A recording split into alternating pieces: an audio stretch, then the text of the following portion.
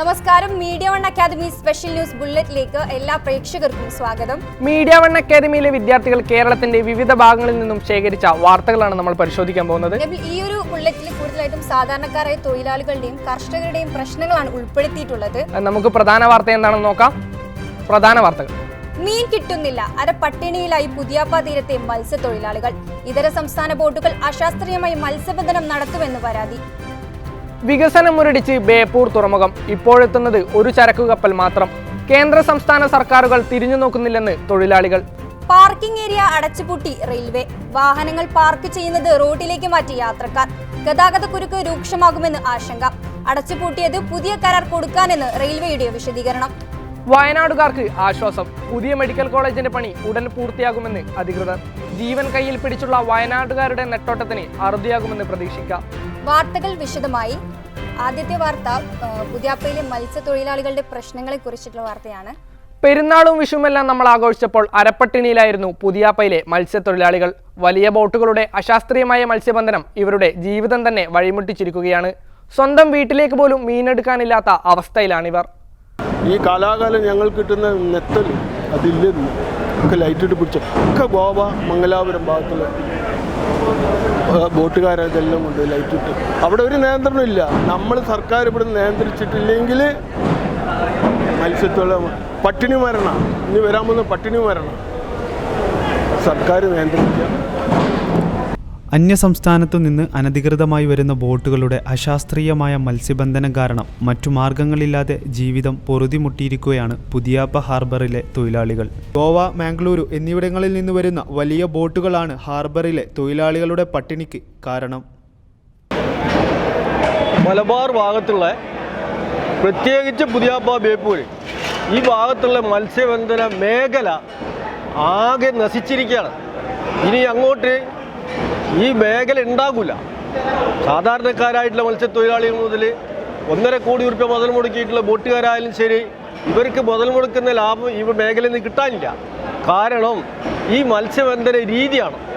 മത്സ്യബന്ധന രീതി എന്ന് വെച്ചാൽ നമ്മൾ മുമ്പ് പരമ്പരാഗത രീതിയിൽ മാറിയിട്ട് ഇപ്പം ലൈറ്റ്, കടലിൻ്റെ ആഴക്കടലിൽ ലൈറ്റ് ഉപയോഗിച്ച് കൊണ്ടിട്ട് മത്സ്യത്തിനെ പിടിച്ചു കൊണ്ടുപോകാൻ, മത്സ്യം പരൽ മീനിനെ വരെ ഊറ്റിക്കൊണ്ടുപോവാണ്. അതിൽ ഒട്ടുമിക്കാറ് അന്യസംസ്ഥാന ബോട്ടുകളാണ് ഈ മത്സ്യത്തിനെ ഊറ്റിക്കൊണ്ടുപോകുന്നത്. ഡീസലിന്റെ വിലയും തൊഴിലാളികളുടെ കൂലിയും വീതിച്ചു കഴിഞ്ഞാൽ മിച്ചം കിട്ടാത്ത അവസ്ഥയുള്ളപ്പോഴാണ് അനധികൃതമായുള്ള വലിയ ബോട്ടുകളുടെ മത്സ്യബന്ധനവും ഇപ്പോൾ ഹാർബറിലെ തൊഴിലാളികൾക്ക് തിരിച്ചടിയാവുന്നത്. ജോലിയില്ലാത്ത സമയത്തും വെറുതെ ഇരിക്കാൻ ഇവർ ഒട്ടും ആഗ്രഹിക്കുന്നില്ല. പുതിയ വലകൾ നെയ്തും വലകളുടെ അറ്റകുറ്റപ്പണികളുമായി ഹാർബറിൽ തന്നെ സമയം കഴിച്ചുകൂട്ടുകയാണ്. എല്ലാം പഴയതുപോലെയാവുമെന്ന പ്രതീക്ഷയിൽ. മാറിവരുന്ന സർക്കാരുകളോ ജനപ്രതിനിധികളോ പുതിയാപ്പയിലെ തൊഴിലാളികളുടെ പ്രശ്നങ്ങൾ കൂടി പരിഗണിക്കണമെന്നും എത്രയും പെട്ടെന്ന് പരിഹാരം കണ്ടെത്തുകയും ചെയ്തെങ്കിൽ മാത്രമേ ഇവർക്ക് ഈ തൊഴിലുമായി മുന്നോട്ടു പോകാൻ സാധിക്കുകയുള്ളൂ. പുതിയാപ്പ ഹാർബറിൽ നിന്നും Sabik Sabil, media one academy. ഒരു കാലത്ത് മലബാറിന്റെ വാണിജ്യ രംഗത്ത് നിർണായക സ്ഥാനമുള്ള ഇടമായിരുന്നു ബേപ്പൂർ തുറമുഖം. എന്നാൽ കേന്ദ്ര സംസ്ഥാന സർക്കാരുകളുടെ അവഗണന മൂലം തുറമുഖം നാശത്തിന്റെ വക്കിലാണ്. ഇത്രയൊക്കെ ആയിട്ടും വികസനം വരുമെന്ന പ്രതീക്ഷയിലാണ് ഒരു പറ്റം തൊഴിലാളികൾ. ഏറെക്കാലമായി ചരക്കെന്തെങ്കിലും വരുമെന്ന പ്രതീക്ഷയോടെ കാത്തിരിക്കുകയാണ് ബേപ്പൂർ തുറമുഖം. കോടിക്കണക്കിന് രൂപയുടെ തുരുമ്പിച്ച ക്രെയിനുകളും വലിയ യന്ത്രങ്ങളും വെയിലേറ്റ് കിടക്കാൻ തുടങ്ങിയിട്ട് വർഷങ്ങളായി. ഞാൻ അന്ന് പറഞ്ഞ എൻ്റെ ഡേറ്റ് ഓഫ് ബർത്ത് 59.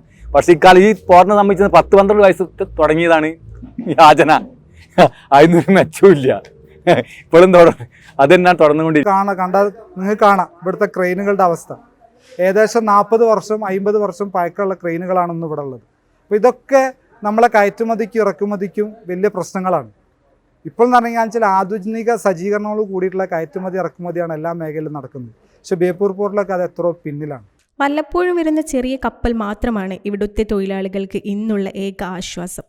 ലക്ഷദ്വീപ് യാത്രാ സർവീസുകൾ നിലച്ചതാണ് തൊഴിലാളികൾക്ക് തിരിച്ചടിയായത്. ബേപ്പൂർ തുറമുഖത്തിന്റെ വികസനം ലക്ഷ്യമിട്ട് പല പദ്ധതികളും പ്രഖ്യാപിച്ചെങ്കിലും അതൊന്നും നടപ്പായിട്ടില്ല. സാഗർമാല പദ്ധതിയിൽ ഉൾപ്പെടുത്തി തുറമുഖം വികസിപ്പിക്കണം എന്നതാണ് തൊഴിലാളികൾ ആവശ്യപ്പെടുന്നത്. തുറമുഖത്തിന്റെ അടിസ്ഥാന സൗകര്യങ്ങൾ മെച്ചപ്പെടുത്തുക എന്നതാണ് ഇവയ്ക്കുള്ള പരിഹാരം.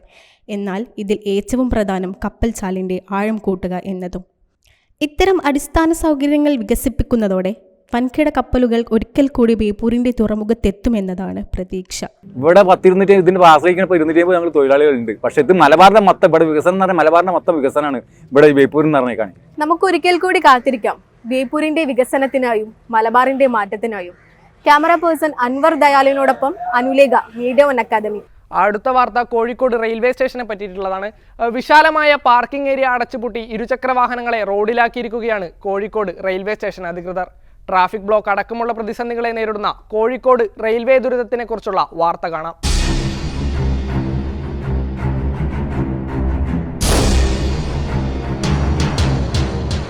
കോൺട്രാക്ടിന് ഇഷ്യൂ ആയിട്ട് അത് ഒഴിവാക്കിയതാണ്. അപ്പോൾ റോഡിൻ്റെ സൈഡിലാണ് മൊത്തം മാർക്ക് ചെയ്യുന്നത് വണ്ടികൾ.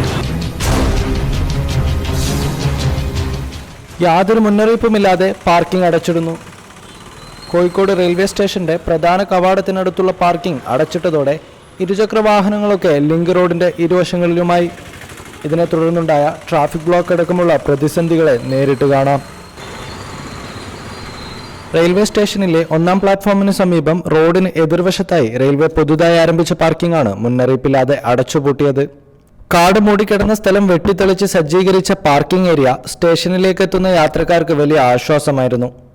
ഇത് അടച്ചുപൂട്ടിയതോടെ ഗതാഗത കുരുക്കിൽപ്പെട്ടും ട്രെയിൻ പുറപ്പെടുന്നതിന് തൊട്ടു മുൻപ് ഓടിയെത്തുന്ന യാത്രക്കാർക്കുമൊക്കെ വലിയ തിരിച്ചടിയായി. ട്രാഫിക് ഒഴിവാക്കിയാൽ നല്ല പ്രോബ്ലം ഉണ്ടായിരുന്നു. ഇവിടെ പാർക്കിംഗ് ഉണ്ടായിരുന്നു, പാർക്കിംഗ് ഇപ്പോൾ ഒഴിവാക്കി. അപ്പോൾ അവരുടെ കോൺട്രാക്ടിന് ഇഷ്യൂ ആയിട്ട് അത് ഒഴിവാക്കിയതാണ്. അപ്പോൾ റോഡിൻ്റെ സൈഡിലാണ് മൊത്തം മാർക്ക് ചെയ്യുന്നത് വണ്ടികൾ. പിന്നെ ആക്സിഡൻറ്റ് ഇന്നാളിപ്പോൾ ഇവിടെ ഒരു കാർ ആക്സിഡൻ്റ് ആയിട്ടുണ്ടായിരുന്നു. ലിങ്ക് റോഡിന്റെ ഇരുവശങ്ങളിലുമായി ഇരുചക്ര വാഹനങ്ങൾ നിറഞ്ഞതോടെ ട്രാഫിക് ബ്ലോക്ക് ഇവിടുത്തെ സ്ഥിര കാഴ്ചയായി മാറുകയാണ്. രാത്രി വണ്ടി ഇവിടെ വെക്കുന്ന ഒട്ടും സേഫും അല്ല. കാരണം എന്താ വെച്ച് കഴിഞ്ഞാൽ ഇവിടെ ഇടയ്ക്കിടയ്ക്ക് വണ്ടി ഇങ്ങനെ മോഷണം നടന്നു പോകുന്ന സ്ഥലമാണ്.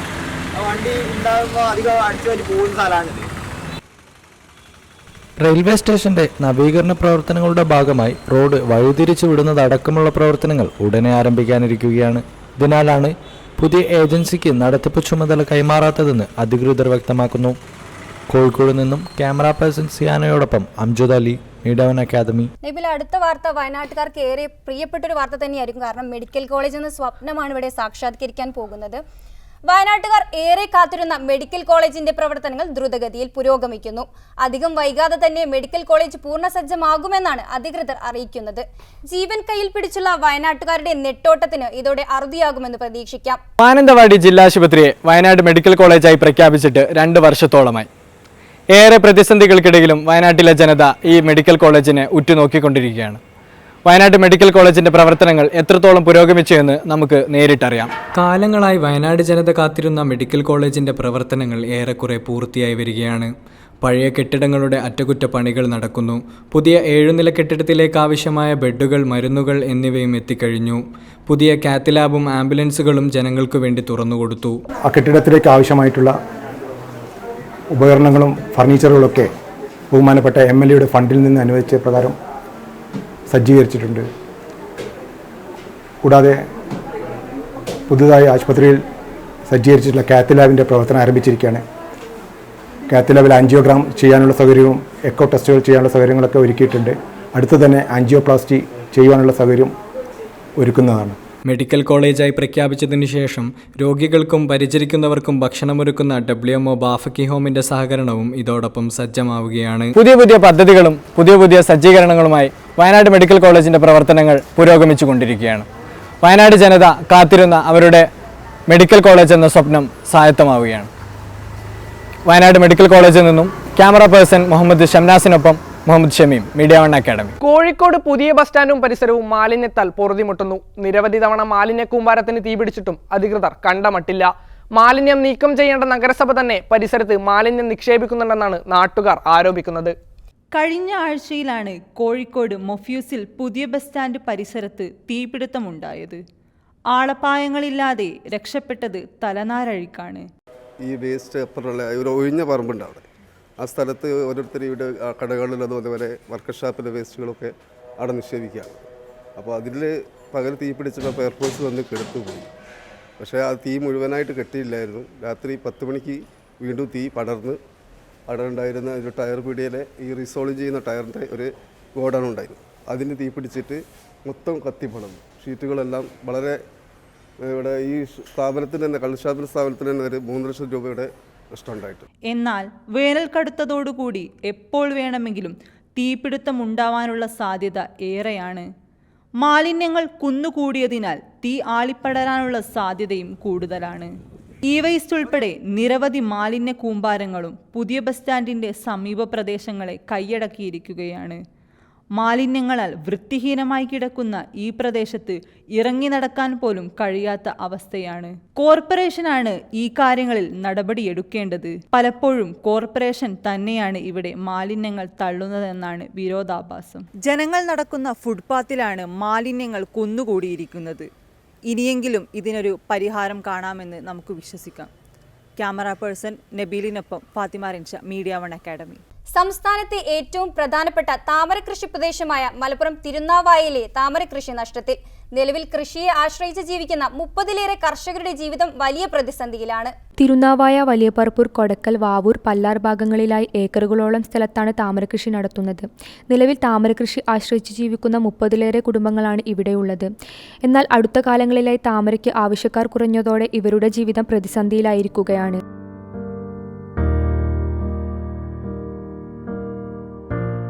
പിന്നെ വർഷക്കാലം വരുമ്പോഴാണ് ഇതിന് മണ്ഡലകാലത്ത് വിപണിയിൽ വളരെ വില കൂടിയ സാധനമാണ്. പക്ഷേ കർഷകർക്ക് കിട്ടുന്നത് 4 രൂപ വിലയാണ് ഇവിടെ കിട്ടുക. നേരെ മറിച്ച് കേൾവി താമര കർഷകർക്ക് നല്ല വിലയാണ്. 15 രൂപ പൂവിന് വില ഉണ്ട്. അത് മാർക്കറ്റിൽ കിട്ടുന്ന വിലയാണ്. അത് ഏജന്റുമാർക്കും കച്ചവടക്കാർക്കും കിട്ടും. ഞങ്ങൾക്ക് അതിനെപ്പറ്റി യാതൊരു ഇതുമില്ല. ഞങ്ങൾക്ക് നഷ്ടം തന്നെയാണ് ഏത് സമയത്തും.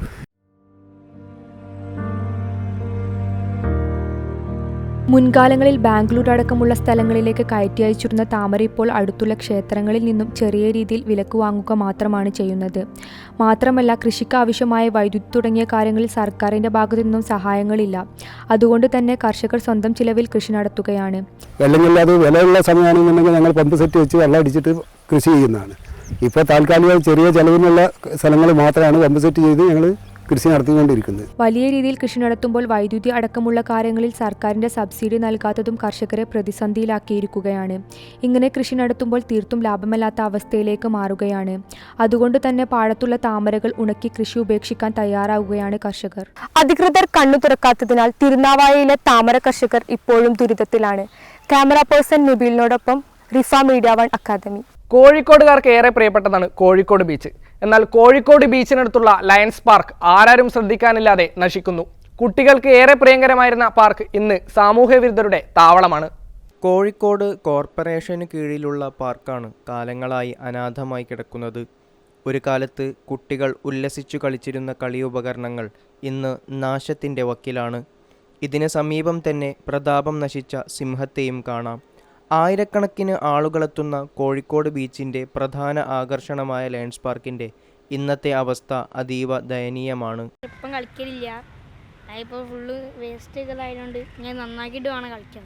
ആദ്യം കുറേ സാധനം മറ്റേ തത്തമ്മ കൂടെ അങ്ങനെ വരുന്നൊക്കെ ഉണ്ടായിരുന്നു. അതേമാതിരി കൊണ്ടുവരാം. അങ്ങനെയൊക്കെ പോസ്റ്റെല്ലാം പൊളിച്ചിട്ട് അങ്ങോട്ട് ആക്കി വെച്ചിരിക്കുന്നു. ഈ പരിപാടി ഉണ്ടായതുകൊണ്ട് മരങ്ങൾ തണൽ വിരിച്ച പാർക്കിലെ ഓരത്താണ് ബീച്ചിൽ സവാരിക്കെത്തിച്ച ഒട്ടകത്തെയും കുതിരയെയും കെട്ടിയിട്ടുള്ളത്. മാലിന്യങ്ങൾ കുന്നുകൂട്ടുന്ന ഇടമായിട്ടാണ് ഇന്ന് പാർക്ക് മാറിയിട്ടുള്ളത്. മാത്രമല്ല, രാത്രിയാവുന്നതോടെ സാമൂഹ്യ വിരുദ്ധരുടെ സങ്കേതമായി മാറുകയും ചെയ്യുന്നു. മാസങ്ങളായി തുടരുകയാണ് കോഴിക്കോട് ബീച്ച് പാർക്കിലെ ഈ അവസ്ഥ. അധികാരികൾ പെട്ടെന്ന് തന്നെ നടപടിയെടുക്കുമെന്ന പ്രതീക്ഷയിലാണ് നാട്ടുകാരും വിനോദസഞ്ചാരികളും. ക്യാമറ പേഴ്സൺ അൻവർ ദയാലിനോടൊപ്പം റസീൻ അബ്ദുൽ അസീസ്, മീഡിയ 1 അക്കാദമി, കോഴിക്കോട്. മഴവെള്ളം കയറി കൃഷിനാശം സംഭവിക്കുന്നത് കർഷകരെ സംബന്ധിച്ച് വളരെ വിഷമകരമായ കാര്യമാണ്. എന്നാൽ അത് മഴക്കാലത്തല്ലേ എന്ന് ആശ്വസിക്കാൻ വരട്ടെ. വേനൽക്കാലത്തും വെള്ളം കയറി കൃഷിനാശം നേരിടുകയാണ് പേരാമ്പ്രയിലെ പ്രവീൺ മാത്യു എന്ന കർഷകൻ. മണ്ണിനെ പൊന്നാക്കി മാറ്റുന്നവരാണ് കർഷകർ. കർഷകരുടെ കഴിവിനെ വാനോളം പുകഴ്ത്തുന്ന അധികൃതർ തന്നെ പലപ്പോഴും അവരുടെ പ്രതിസന്ധികൾക്ക് കാതോർക്കാറില്ല. അങ്ങനെ ഒരാളാണ് ചങ്ങരോത്ത് പഞ്ചായത്തിലെ പന്തിരിക്കര നിവാസിയായ പ്രവീൺ മാത്യു. സമൃദ്ധിയായി വെള്ളം ലഭിക്കുന്ന ഒരു കൃഷിയിടം കാണാൻ തന്നെ എന്തു ഭംഗിയാണല്ലേ. എന്നാൽ ഇതൊരു കർഷകന്റെ ദുരിതത്തിനുള്ള താൽക്കാലിക പ്രതിവിധിയാണെന്ന് പറഞ്ഞാൽ ആരെങ്കിലും വിശ്വസിക്കുമോ? 3 വർഷങ്ങൾക്ക് മുൻപ് റോഡ് പണിക്കിടെയാണ് സർക്കാരിന്റെ കുടിവെള്ള പദ്ധതിയായ ജലനിധിയുടെ പൈപ്പ് പൊട്ടുന്നത്. അന്നു മുതലാണ് പ്രവീൺ മാത്യു എന്ന കർഷകന്റെ ദുരിതം തുടങ്ങുന്നത്. പൈപ്പ് പൊട്ടിയുണ്ടായ ചോർച്ചയിൽ പ്രവീണിന്റെ കൃഷി വെള്ളത്തിലായി. ഇവിടെ വെള്ളക്കെട്ട് വരുന്നുണ്ട്. വെള്ളക്കെട്ട് കാരണം ഇതേ സ്ഥലത്തുണ്ടായിരുന്ന ഏതാണ്ടൊരു 18-20 തെങ്ങ്, ഏതാണ്ട് ഒരു 10-100 കവുങ്ങുകൾ, അതുപോലെ നന്നായിട്ട് കായ്ക്കുന്ന ജാതി, നന്നായിട്ട് കായ്ക്കുന്ന ഒരു 8-10 ജാതി, മറ്റുള്ള ചെറിയ ചെറിയ അല്ലാത്ത വിളകളുണ്ടായിരുന്നു. അതെല്ലാം ഈ വെള്ളക്കെട്ട് കാരണം നശിക്കുകയാണ്. ഇത് ഒരു സീസണിലെ പ്രശ്നം മാത്രമല്ല. വേനൽക്കാലത്ത് കനാലിൽ നിന്നുള്ള വെള്ളവും മഴക്കാലത്ത് ഈ പ്രദേശങ്ങളിലുള്ള പറമ്പുകളിൽ നിന്നും ടൗണിൽ നിന്ന് വരുന്ന വെള്ളം മുഴുവനും ഈ പറമ്പിലേക്കാണ് ഒലിച്ചിറങ്ങുന്നത്. 6 മാസം മുൻപ് താൻ പുതുതായി നട്ട പകുതിയിലേറെ വാഴകൃഷിയും നശിച്ച കർഷകന്റെ സർക്കാരിലുള്ള വിശ്വാസം നഷ്ടപ്പെട്ടു. വെള്ളം ഇപ്പം കുറച്ചെങ്കിലും കുറഞ്ഞിരിക്കുന്നത് ഇവിടെ തൊട്ടടുത്ത് തന്നെ ഒരു കുളമുണ്ട്. ആ കുളത്തിൽ നിന്ന് 24 hours നമ്മൾ മോട്ടർ വെച്ച് ഇതുപോലെ നനയ്ക്കുന്നതുകൊണ്ടാണ് ഇവിടുത്തെ വെള്ളം കുറച്ചെങ്കിലും ഇപ്പം കുറഞ്ഞു നിൽക്കുന്നത്. ഇത്രയും ദിവസങ്ങളും നമ്മൾ നന തുടങ്ങുന്നതിന് മുമ്പേ എല്ലാം ഫുള്ള് വെള്ളം നിറഞ്ഞു നിൽക്കുകയായിരുന്നു ഇവിടെ ഈ പ്രദേശങ്ങൾ മുഴുവനും. മാറുന്ന സർക്കാരുകൾക്കനുസരിച്ച് ഒട്ടേറെ കാർഷിക പദ്ധതികൾ മുന്നോട്ട് വയ്ക്കുന്ന നാടാണ് നമ്മുടേത്. എന്നാൽ ഈ കർഷകന്റെ പ്രതിസന്ധിക്ക് ആവശ്യമായ പണം അധികൃതരുടെ കയ്യിലില്ലെന്നാണ് അവരുടെ വാദം. ക്യാമറ പേഴ്സൺ ഐഷ നദയോടൊപ്പം Aneesha, media one academy, Kozhikode. എന്താ ചൂടല്ലേ! ഈ ചൂടുകാലത്ത് തണലെന്ന് കേൾക്കുന്നതേ ആശ്വാസമാണ്. കോഴിക്കോടിന്റെ തണലായ മാനാഞ്ചിറയെ കുറിച്ചുള്ള വാർത്ത കാണാം ഇനി. പൊള്ളുന്ന ചൂടിലും പുറത്തിറങ്ങാൻ കഴിയാത്ത അവസ്ഥയാണ്. എന്നാൽ കോഴിക്കോട് നഗരത്തിൽ തന്നെ ഇതാ തണലേകി മാനാഞ്ചിറ.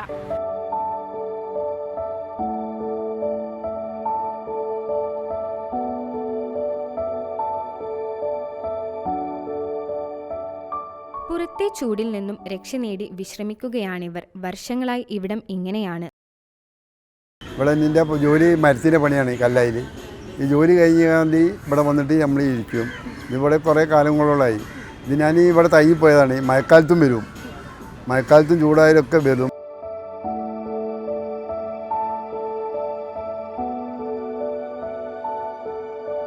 പുള്ളി വേറെ കുട പിടിച്ചിട്ടാണ് വരുന്നത്. ഇപ്പോൾ അത് കഴിഞ്ഞാൽ അവിടെ വന്നിട്ട് നല്ല സുഖമാണ്. ഇതിലും സുഖം അവിടെ പോയിട്ടുണ്ടെങ്കിൽ തണുത്ത കാറ്റടിക്കുമ്പോൾ. നാട്ടുവർത്തമാനങ്ങളും പ്രണയസല്ലാപങ്ങളും ജോലിക്കിടയിലെ വിശ്രമത്തിനും മുതിർന്നവർക്കും കുട്ടികൾക്കും ഒരുപോലെ പ്രിയപ്പെട്ട ഇടം കൂടിയാണിത്. ഈ കനത്ത ചൂടിലും ജനങ്ങൾക്ക് ആശ്വാസമായത് മാനാഞ്ചിറ. അപ്പോൾ ഇത് കാത്തു സൂക്ഷിക്കേണ്ട നമ്മളുടെ ചുമതലയാണെന്നുള്ള ഓർമ്മപ്പെടുത്തലോട് കൂടി ക്യാമറ പേഴ്സൺ അനീഷയോടൊപ്പം റിയ. വാർത്തകൾ ഇവിടെ പൂർണ്ണമാവുകയാണ്. നന്ദി, നമസ്കാരം.